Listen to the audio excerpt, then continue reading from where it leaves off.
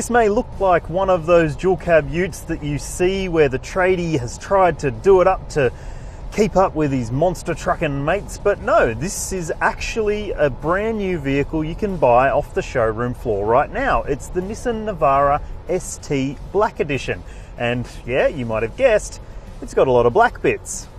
It's based on the mid-spec dual cab 4x4 ST, and there are 900 examples available in this version of the Black Edition. Yet there has been a previous version of the Black Edition, but this one carries over the all-important Series 3 Navara changes to the steering, suspension and refinement, and a little bit of extra kit that came with it.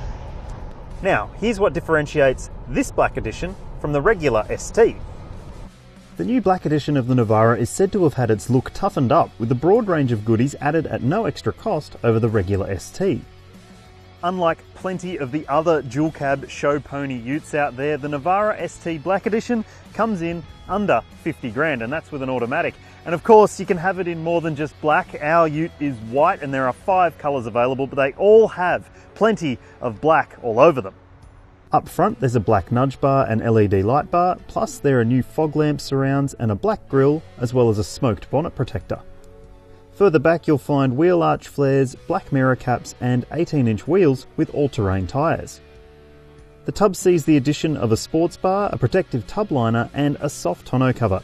And of course, there are a few ute special decals on the body. So, what about inside? Well, to be honest, there's bugger all difference between this spec, the Black Edition, and the regular ST, except you do get a mobile phone holder. Because it's based on the ST, you still get carpet on the floor and cloth on the seats, but it's a bit more hard-wearing and work-focused than the higher-grade models, and the STX Black Edition that came before it. For the most part, the cabin feels pretty good for the money that's being asked. I've always been a bit of a fan of the Navara cabin because it doesn't feel like you're in a tradie ute in here, but it is starting to age a little bit. The media system is the thing that's aging most. It doesn't have things like Apple CarPlay and Android Auto, which you can get in some of the competitor utes, but at least you've got USB connectivity, Bluetooth, and inbuilt sat-nav. Storage is pretty well sorted throughout the cabin as well. There are obviously 2 cup holders here, and that one is not impacted by the mobile phone holder, which is nice. And there are flip-out cup holders up either side of the dashboard as well. And all 4 doors have decent bottle storage. Now, what about the back? The rear seat doesn't set any new benchmarks, but it doesn't disappoint in any way either. I've got enough knee room and toe room, and this seat is set in my position. I'm about 6 feet tall, and I've got good headroom as well. Plus, the good thing about the Series 3 update for the Navara is that it came with ISOFIX child seat anchor points, which is a big bonus for parents. Another bonus, there are rear seat air vents. Big thumbs up. What about load capability? The updated rear suspension is still a coil spring setup, and in this spec the payload is pretty decent. And unlike some rivals, the Navara has pretty serious towing capacity for both manual and auto models. Okay, so what's the drive experience like?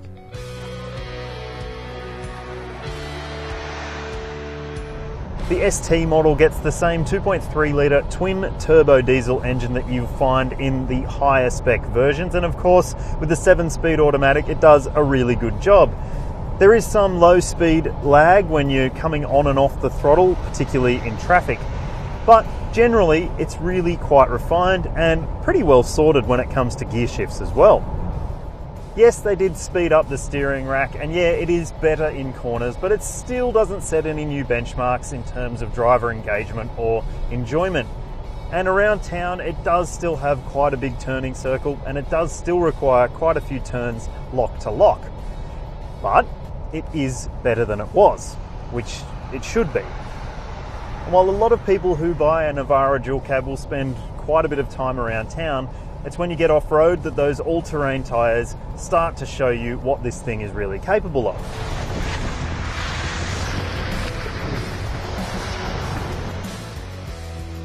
Okay, time to roll up the sleeves. We've hit our off-road section. On this surface, which is a hard-packed sand, we're in 4-wheel drive high. The shift on the fly system works a treat every time. But if things do get more serious, you do have a low range setting, and also there's a rear diff lock, which you don't get in things like the Colorado Extreme. So maybe this is a little bit more extreme than it. Obviously, those tyres are a big improvement. The regular highway terrain tyres that you'd get on an ST, well, they wouldn't really be as competent on surfaces like this. But I've got to say, these ones, they're general gripper all-terrains, and they do a really good job. One thing you will notice when you are driving off-road in the Navara is that the transmission does have a tendency to sort of want to go up to the next gear, and at times you don't want that. So it's as easy as flicking it across and using manual mode. At the moment it's got me in third. I think I need to be in second, so I'll drop it back and power on. What that means is that you can use the torque spread a lot more easily, and it's pretty responsive in manual mode when you do make those shifts.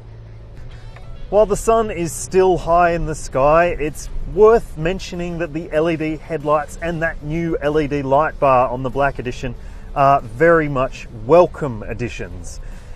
Yep, a lot of the other utes still run halogen headlamps, which don't offer the same depth of beam or the same crispness, and the LED light bar really helps in that regard too.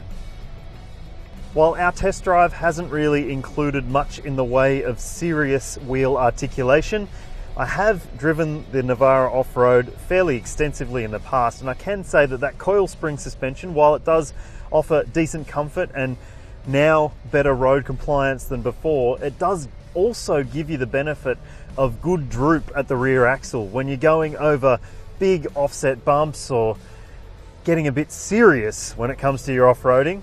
That definitely helps. Because it's based on the ST, you miss out on hill descent control. I reckon that's a bit of a shame because, as it says, hill descent control. It helps you keep things under control when you're on slippery surfaces and going down steep hills like we are now. Of course, the risk is that if you ride the brake too much, you might find yourself locking up your front wheels or locking up all four and sliding a little bit. Of course, you could put it into low range and crawl down the hill at very low speed, but I just find that hill descent control gives you a little bit more peace of mind. When you're buying a mid-spec ute, you've got to take into account the safety levels on offer, and of course the Navara is no exception. It misses out on things like auto emergency braking and, well, pretty much any advanced safety stuff, but you do get a reversing camera and a good array of airbags, including rear seat coverage. As for ownership prospects, the Navara still doesn't come with a 5-year warranty. Nissan hasn't gone down that path as yet, but a lot of the competitors have, so you might want to keep that in mind. And while the service intervals are generous, every 12 months or 20,000 Ks, which is great if you do a lot of distance, the costs are high. I mean, make sure you check out the service pricing before you sign on the dotted line.